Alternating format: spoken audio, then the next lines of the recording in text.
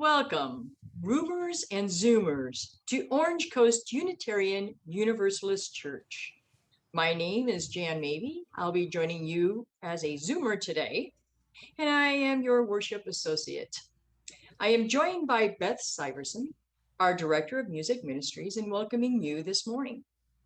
Karen Magoon Pearson, our Director of Religious Education, is holding classes for our children and youth at Estancia Park this summer. Our minister, Reverend Sean Wilshire, is not in the pulpit today, but she has a special message for you. Hello, Roomers and Zoomers. So I'm away this week, but my spirit is with you. For those of you who are new to the church, maybe you're just checking us out or curious about Unitarian Universalism, welcome. Glad you're here. You are in for a treat. This is a wonderful, friendly, fabulous, just all around spectacular community. I hope you can get to know them because it can be kind of tough to get to know a new community. But here's the thing, just hang in there, join in one of the activities, and before long, you'll get to know people, and then this becomes your church. Well, today we planned a wonderful service for you, just blending music and word to bring together a helpful and hope-filled message. We hope it will feed your soul. So without further ado, let's go. This morning, we are delighted to have Casey Pandell.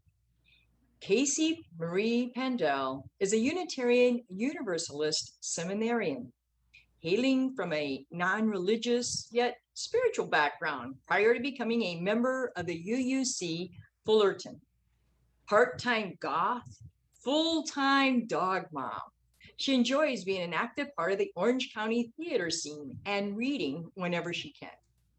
Politically and community-minded, she is looking forward to entering her second year at Meadville Lombard Theological School and beginning an internship at Tapestry UU in Lake Forest this fall.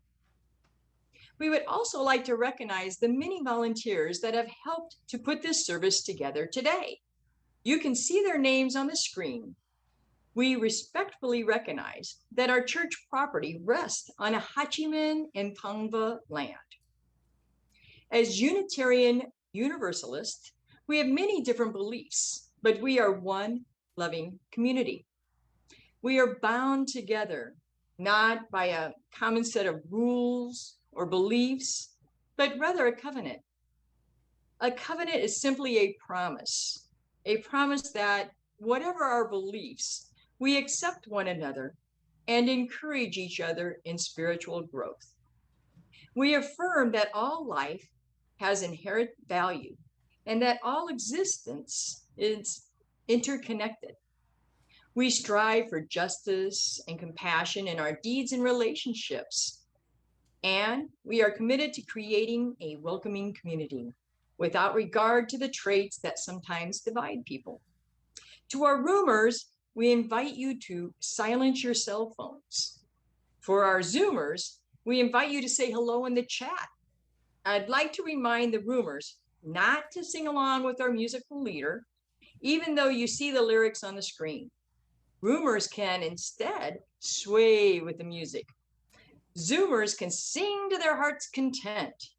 We will let you know in the future when we can all sing together again during the service. If any of our roomers would like to share a joy or a sorrow, please fill out the slip that we handed you and place it in one of the baskets sometime between now and the offertory. If you prefer not to offer any details, you can simply write your name. During the offertorial music selection, the ushers will pick up the joys and sorrow slips from the baskets. I want to extend a special welcome to visitors. If you're seeking a spiritual home, we hope that you will find it here. Later in the service, we will have an opportunity for you to introduce yourself if you'd like to do so. After the service, we will be placing the Zoomers who remain into Zoom breakout rooms for 20 minutes of coffee and conversation. Everyone is welcome to participate, and it's a great way to get to know people in the congregation. Let our worship begin with the lighting of our chalice as we say our unison affirmation. Love is the spirit of this church, and service is its law, to dwell together in peace, to seek truth in love, and to help one another. This we affirm together. Good morning, everyone. For our opening song, first I want to welcome Susan Shaw on the drums. Yay! It's so nice to have other musicians with me. Yay! And we're going to sing a new song today by a colleague of mine, Andrea Sorum from Minneapolis. She writes these wonderful little chants that are very memorable that you can sing throughout the day. And I just invite you to either sing if you're on Zoom or sway along if you're here in the room with me.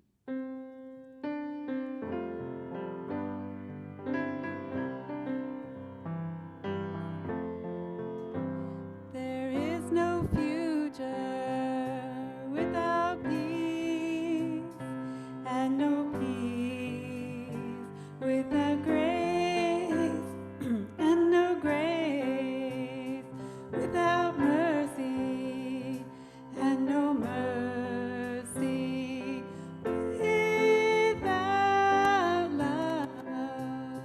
There's no future without love. There is no future without peace, and no peace without grace, and no grace without mercy, and no mercy without love. There's no future without love. One more time. There is no future without peace, and no peace without grace, and no grace without mercy, and no mercy without love. There's no future without love. There's no future without love.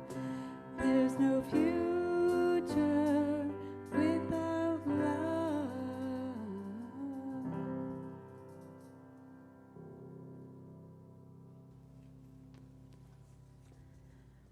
We affirm that love is our greatest purpose. Accepting one another is the truest form of faithful living. The search for truth is our constant star. We pledge our hearts, minds, and hands to challenge injustice with courage, to find hope in times of fear, and to live out our Unitarian Universalist values every day as a beloved community. Thus do we covenant with each other and with all that is sacred in life.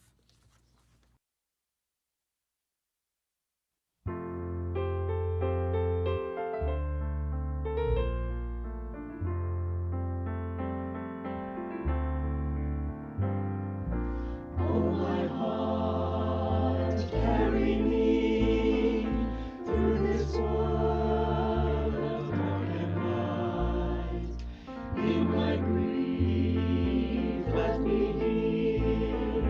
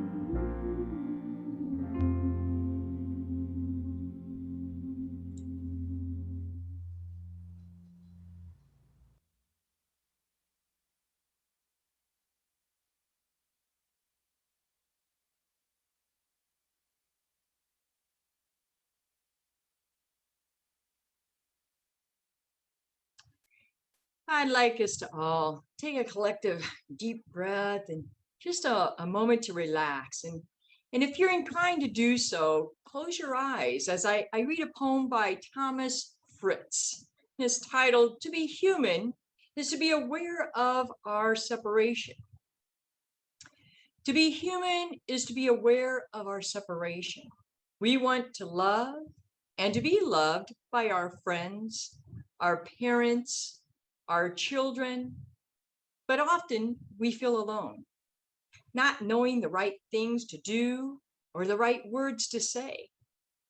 We want to live in harmony with the land, the water, the air, the plants, and the animals. But often we feel clumsy blunderers, estranged from the natural world around us. The confession of our separation is an act of humility, a willingness to admit that we are not as wise or as confident as we appear to be, that inside we sometimes feel lonely and confused. The act of confession is the first step in moving into a relationship. To feel the presence of God, we first stand at a distance, feeling our separation.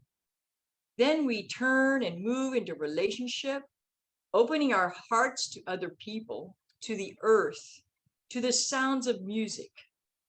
In turn, we feel a mutual contact, the reciprocal meeting of the fullness of life between one active existence and another. We call this experience grace. In this experience of grace, we rediscover God. In the face of a child, in the hug of a friend, in the sounds of a choir, in the flowers of spring, the spirit of grace enters our bodies and renews our souls. Amen.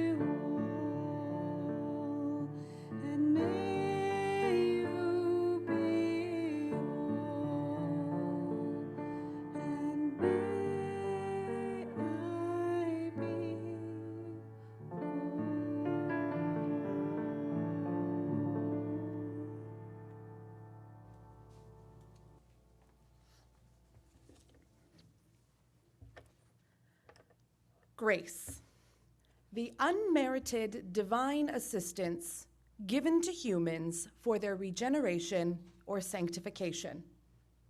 A virtue coming from God. A state of sanctification enjoyed through divine assistance. Yikes. That's heavy and maybe just a little inaccessible. Now, I imagine that most folks here and tuning in at home had some sort of reaction when they heard those definitions. And maybe some of us had not so positive ones. I know mine isn't. Especially when something feels so unobtainable. How do we receive grace when, technically speaking, you can only get it from a place that some of us may not even believe exists? Would we even recognize it if we saw it? I've spent the last 3 months of my life in an incredibly intensive internship at Cedars-Sinai Medical Center in Los Angeles. And this entire internship revolved around hospital chaplaincy. Now, in case that term is unfamiliar, that is the spiritual care of patients, their family members, and the staff. And I often told my patients that I worked in the heart stuff. Hi, my name's Casey. I'm with the spiritual care department, and I'm in here to check and see how your heart's doing today. Thankfully, the heart failure patient I actually said that to by accident had a really good sense of humor about it. You see a lot of pain and suffering at a hospital. And that's not even talking about the various medical diagnoses and physical ailments. Some of you in this room and at home may be acutely aware of how stressful and difficult a hospital stay can be on people and those that they love. And nowhere have I seen grace so well exhibited than in the walls of a hospital. See, when I first wrote this sermon a few months ago, I thought of grace as a sort of forgiveness. And I don't think I was entirely off base with that. I think it can be a forgiveness rooted in love for our spiritual siblings in this universe. And I don't think it has to be huge either. It can be. I do have a soft spot for it, a special place in my heart for this act, because it isn't popularly encouraged of us in the way that forgiveness has become. I think it's more active in my estimation than forgiveness is.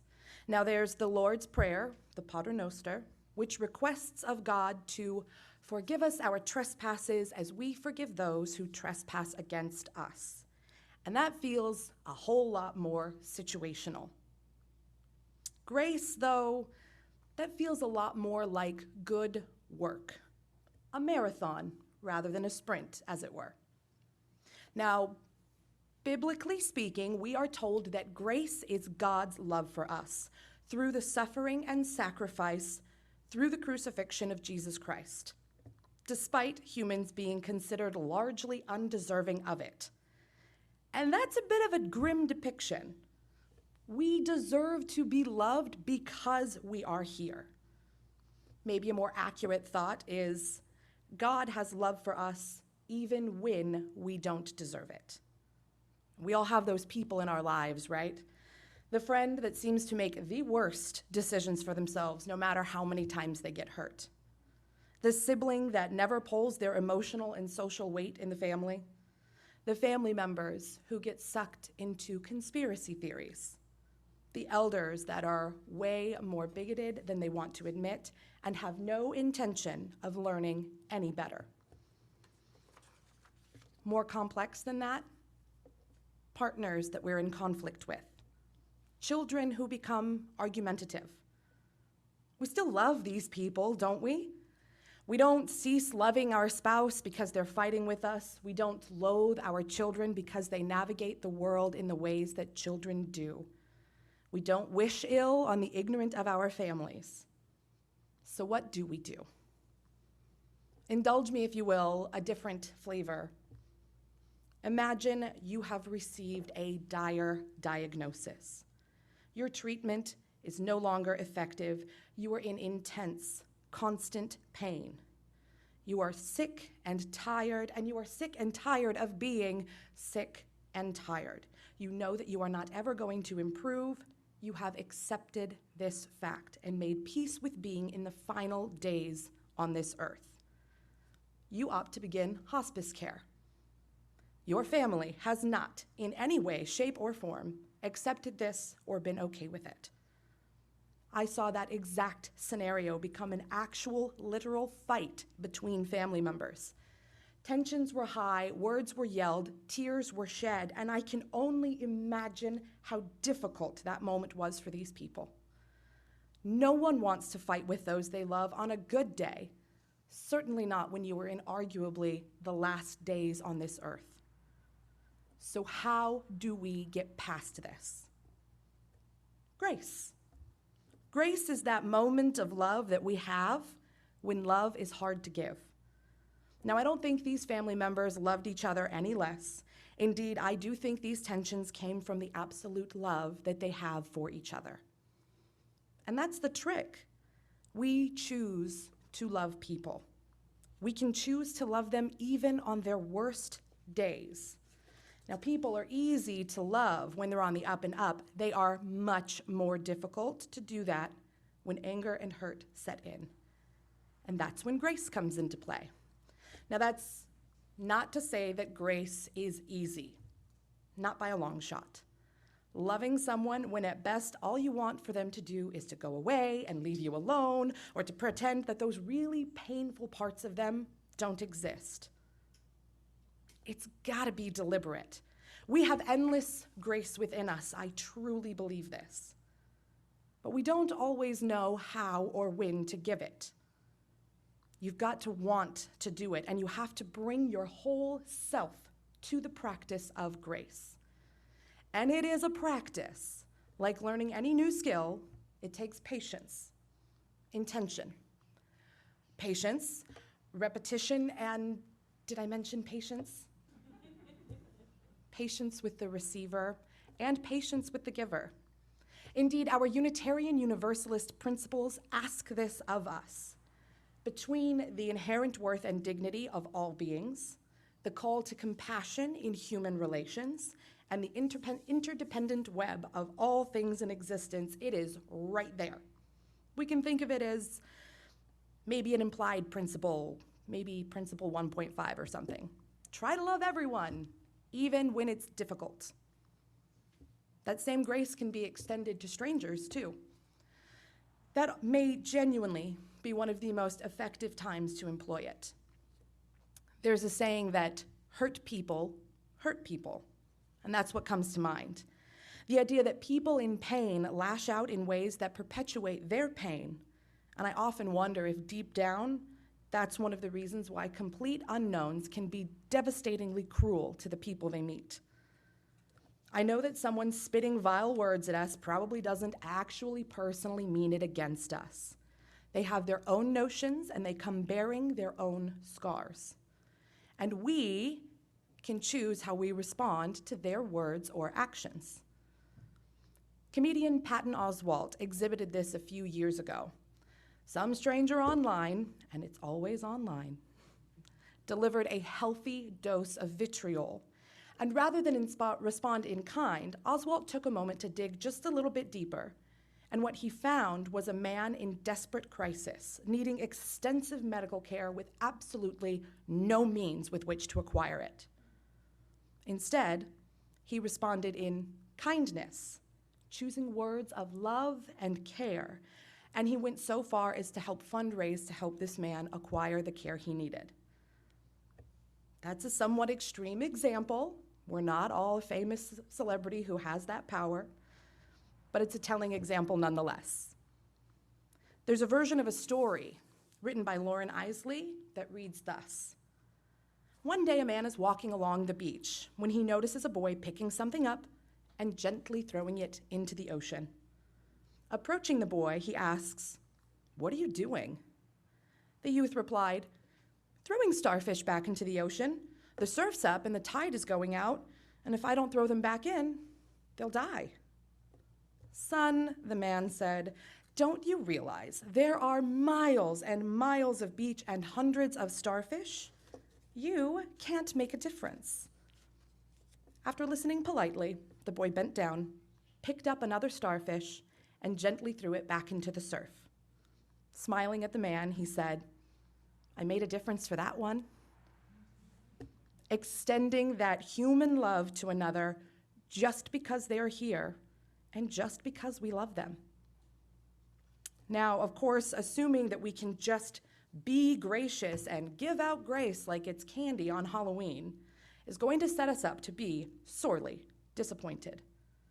We have to be realistic.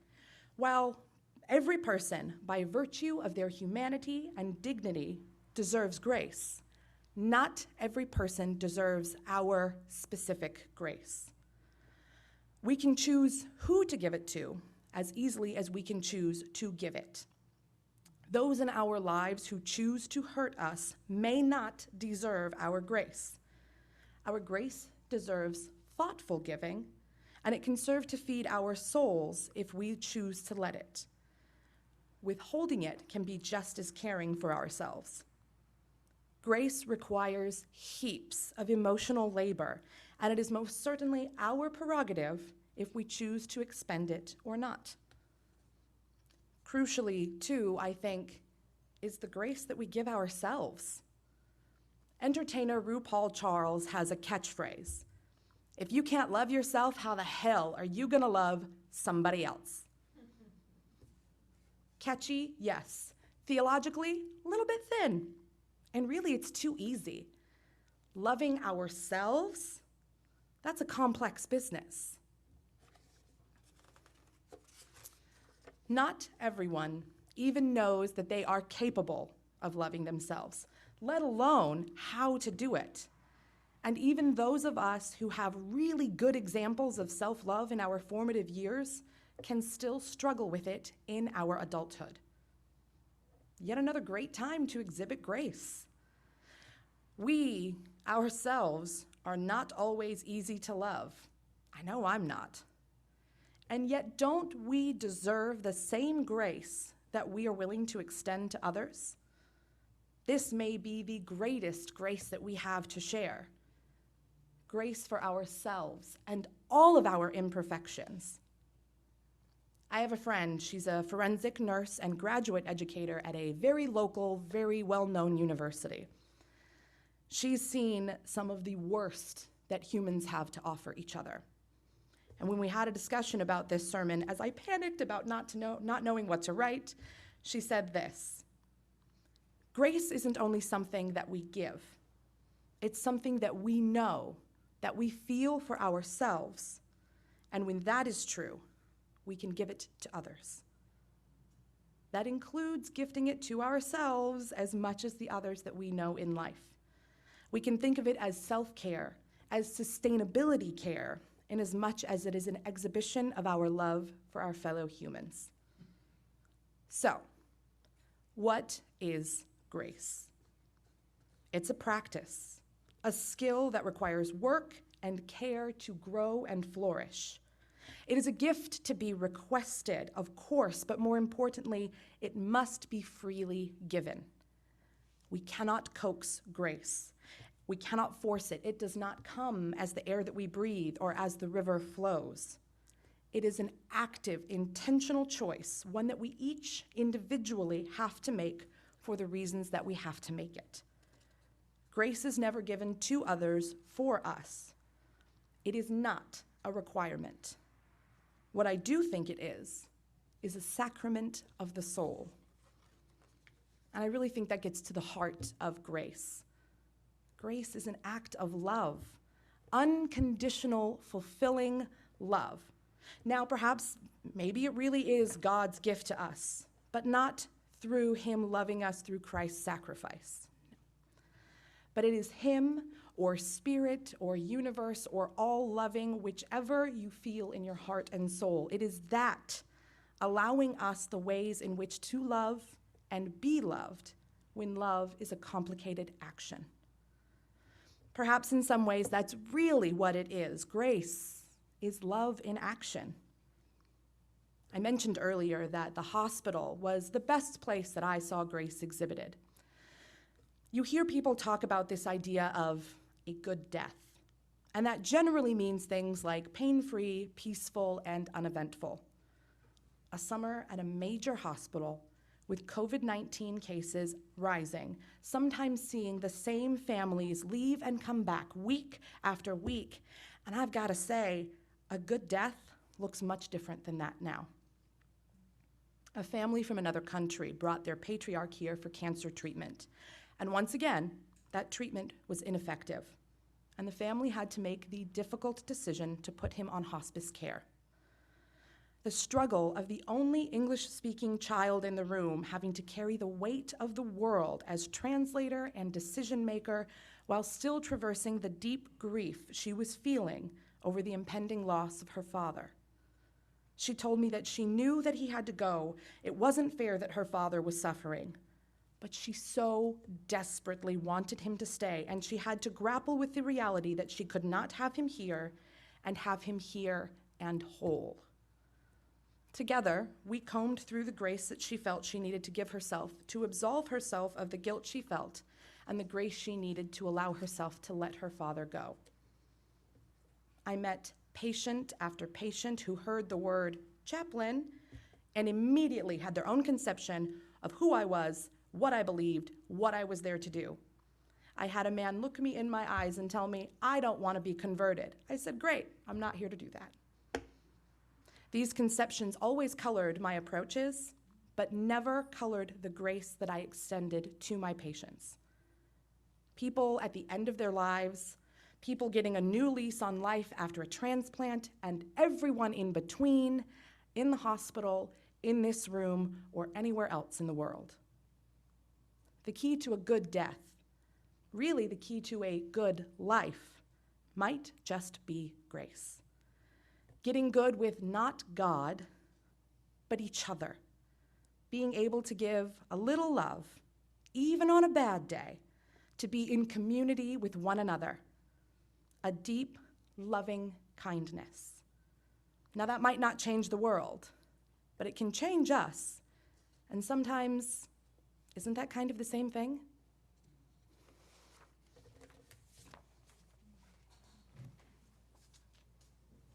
Thank you, Casey. That was wonderful. Zoomers, go ahead and sing with us. Roomers, I invite you to rise in body or spirit, and I'm going to give you a clapping job. Please rise. So you're going to clap on the big 2s and big 4s like this. 1, 2, 3, 4. 1, 2, 3.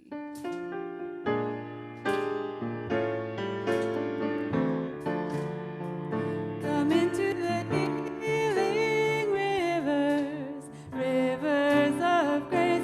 Come into the healing rivers, rivers of grace. Come into the healing rivers, rivers of grace, flowing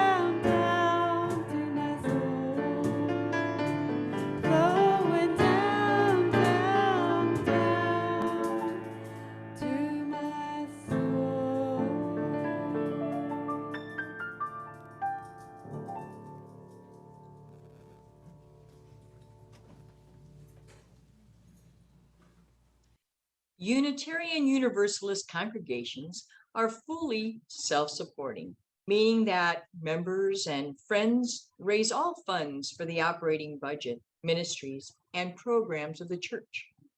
We are ever grateful for your gifts of time, treasure, and talent. OCUUC amplifies that spirit of generosity by sharing 1/2 of the plate we receive with an organization that shares our values. This month, we are supporting the California Cultural Resources Preservation Alliance Incorporated. CCRPA is an alliance of Native Americans, anthropologists, historians, scientists, and interested citizens. Their mission is to protect and preserve the cultural resources such as sacred sites, archaeological sites, historic sites, and traditional cultural places in Southern California, with a focus on Orange and Los Angeles counties. You can learn more about them from their website at ocnonprofitcentral.org. There are multiple ways in which you can support the church and this organization.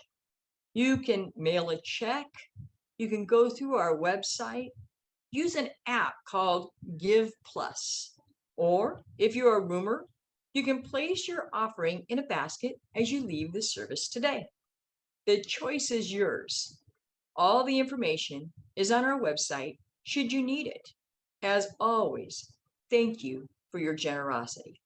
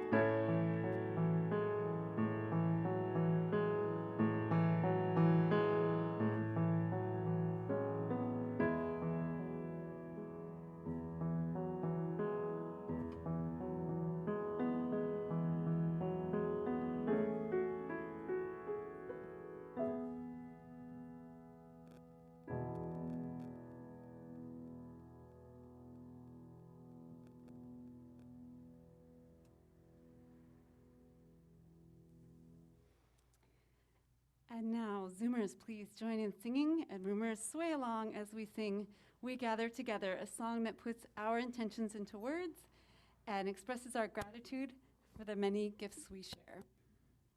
We gather together, we gather as one, for peace, love, and justice for everyone. We give from our hearts to show that we care. We can change lives with what we share.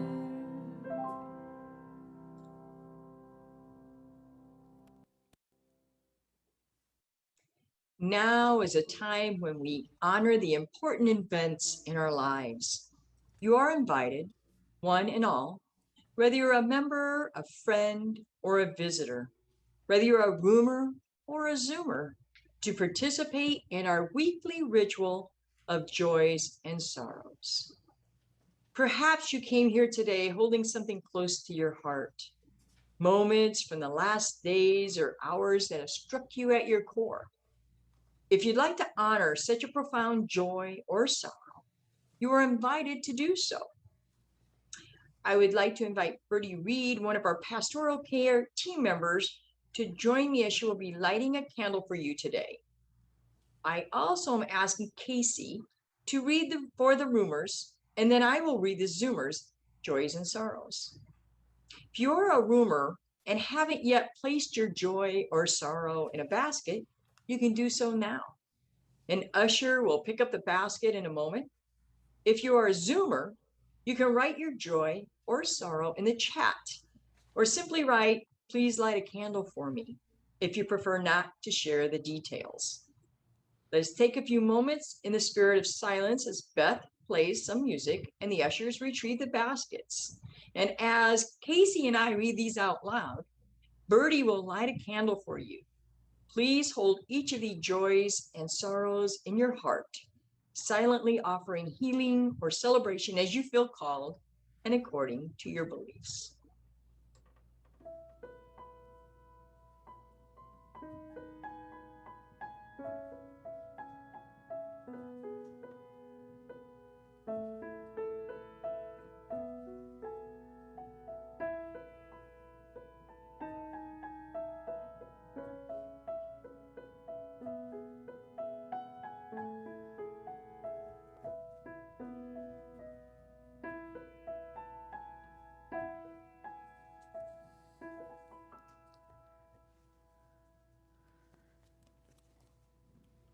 Our first one comes from Tatiana H.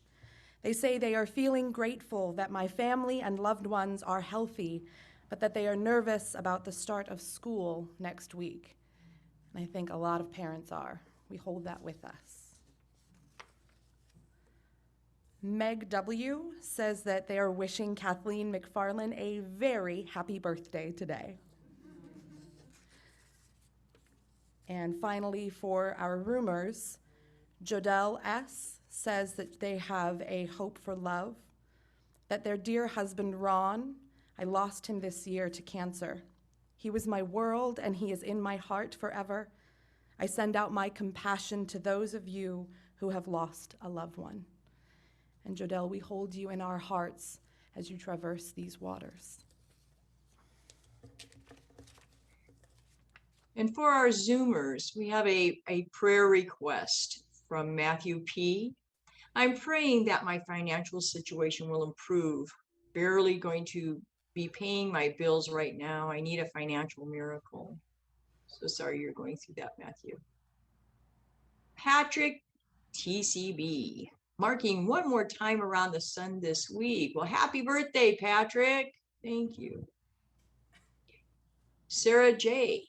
We have a sorrow for a friend, Yesenia Nunez, whose father passed away on Monday. Yesenia used to work here with her husband, David. Adriana, please light a candle for me. Thank you. Maureen M., please light a candle for the people in Haiti.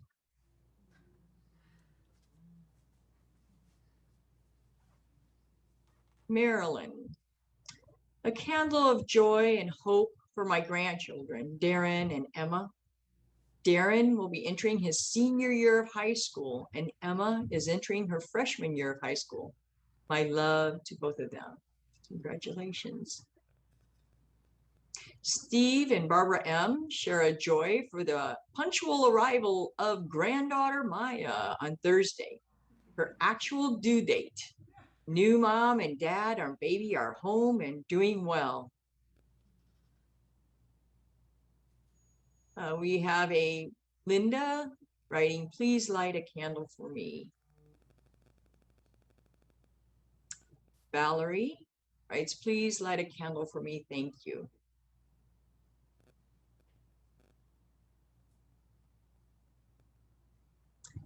Amy and Randy write, great news, Steve and Barbara, congratulations.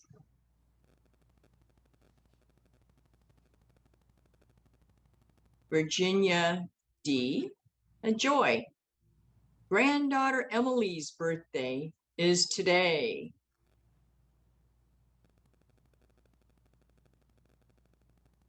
Tracy D. A joy that my daughter Jillian, after many years of medical setbacks, is off to school into her junior year of college.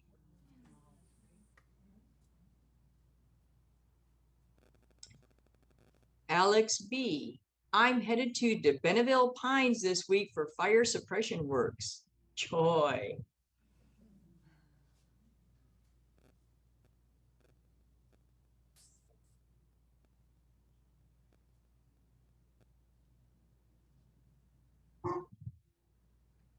Okay. That's all that I have. Oh, Margaret P. has please light a candle for me. Thanks. Okay, thank you, everyone.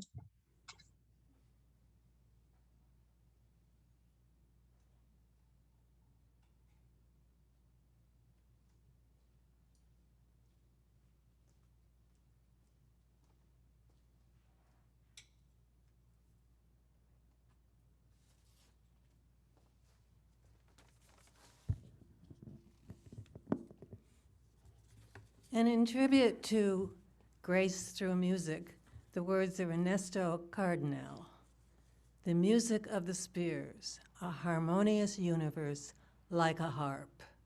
Its rhythms are the equal repeated seasons, the beating of the heart.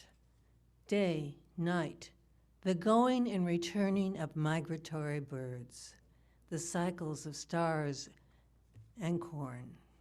The mimosa that unfolds today unfolds up again to the night. Rhythms of moon and tide, one single rhythm in the planet, in the sea. And apples that ripen and fall, and in the mind of Newton. Melody, accord, arpeggios, the harp of the universe. Unity behind apparent multiplicity. That is the music. Blessed be. Let us join together as we extinguish the flame of our chalice and say together, we extinguish our chalice, but not the light of truth, the warmth of community, or the fire of commitment. These we carry in our hearts until we are together again. Thank you for joining us this morning. We are a congregation made up of people who all believe differently. And yet, when we are together, whether we are in a room or on Zoom, we make up one loving community. We need not think alike to love alike.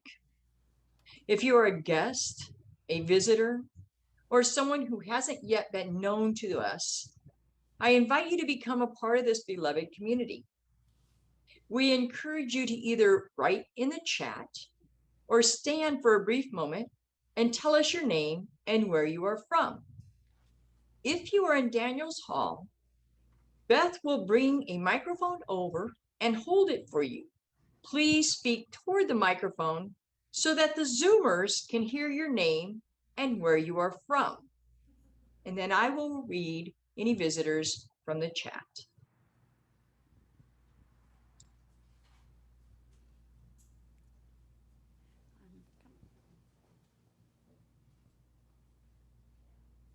Katrina, I came down from Laguna Hills, or up, I should say. Welcome, welcome. That was Katrina, in case anyone didn't hear. Hi, Nikki, and I live 3/4 of a mile from here. Welcome, Nikki. Anyone else want to introduce themselves? Okay, I think that's it in Daniel's Hall. How about on Zoom, Jan? I don't have anybody that has popped up. Do you know that? We're happy to have anybody here. See, I do have a Samantha that's joining us today from Los Angeles. Welcome, Samantha. Thank you. I'm Jasmine from Chicago, a friend of KC. Thank you, Jasmine. Welcome. And we appreciate all visitors. Thank you.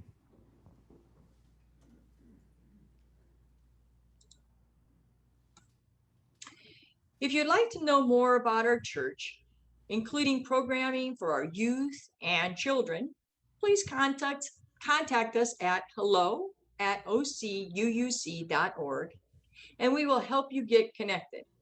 In addition, we would like to invite you to sign up for our weekly email called The Blast at blast@ocuuc.org. We want everyone to feel a part of this beloved community, so reach out and we will help you get connected. After the service, we will have a short period where everyone, Boomers and Zoomers alike, can wave and say hello and welcome any visitors. The Zoomers who remain will be placed into Zoom breakout groups for 20 minutes. We invite you to check in and get to know the people in your group. For our announcements today, I'd like to let everybody know that we have a nonfiction book club that will meet at 12:30 on Zoom. And we have the How to Be an Anti-Racist, the Caring Circle that's going on this week. This week, the Orange Coast Choir rehearsal will be resuming on Thursdays at 6:30 p.m. in the courtyard. Please reach out to Beth if you'd like to join them. There is a correction on stitch widths on Saturday at 10:30 a.m. and it's no longer going to be on the Victoria Room. This next week, it will be Zoom only. Just want to make sure everybody's aware of that. That'll be on Zoom. And then we're also going to have a picnic in the park on Saturday from 4 to 6 p.m. Estancia Park. Please join us.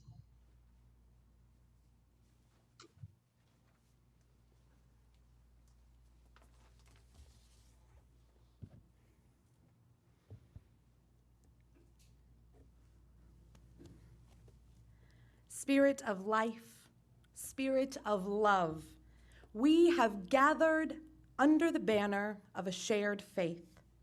We are born of a welcoming grace that extends and receives love. We are touched by the ways that we have fallen short of who we strive to be, and we are here reborn, forged by a greater courage. Let us move from this place encouraged and refreshed for the journey ahead. May we be well, may we be safe, may we love and be loved until we are together again.